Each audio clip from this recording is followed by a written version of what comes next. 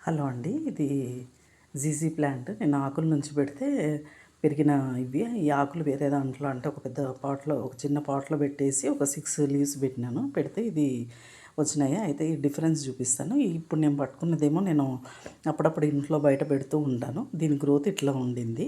బానే వచ్చింది. ఇప్పుడు ఇదేమో నేను వాష్‌రూమ్‌లో పెడతాను. ఇది వెంటిలేటర్‌లో వాష్‌రూమ్‌లో వెంటిలేషన్ ఉంటుంది కదా! మనకు అక్కడ పెడతాను.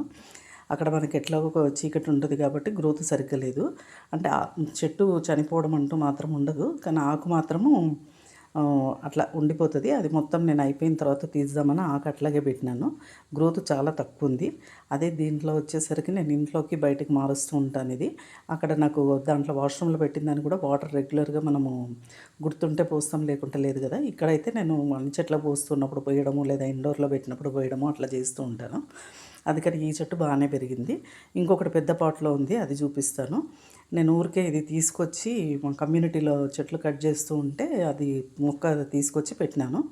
పెడితే అది ఇట్లా ఇంత గ్రోత్ వచ్చింది. ఇప్పుడు ఈ సైడ్ నేను పైన కట్ చేస్తే సైడ్‌కి వస్తుందేమో అన్నట్టుగా చూసినాను. కానీ కట్ చేయొద్దు ఎప్పుడు కూడా. దాని సైడ్ నుంచి అయితే రావు ఈ జీజీ ప్లాంట్‌కి. మనం ఊరికే ఆకులు తెచ్చి పెట్టుకున్నా ఉంటది. కొమ్మ తెచ్చి పెట్టినా సైడ్ నుంచి వస్తాయి కానీ పైన కొమ్మలు కట్ చేస్తే సైడ్ మాత్రం రాదు ఇది. ఇప్పుడు ఎవరికైనా ఆకులు అట్లా దొరికితే మాత్రము ముదురు ఆకులు తెచ్చి పెట్టుకోండి, వస్తాయి. లేదా ఒక కొమ్మ తెచ్చి పెట్టుకున్నా మనకి ఈ విధంగా బాగా వచ్చేస్తది.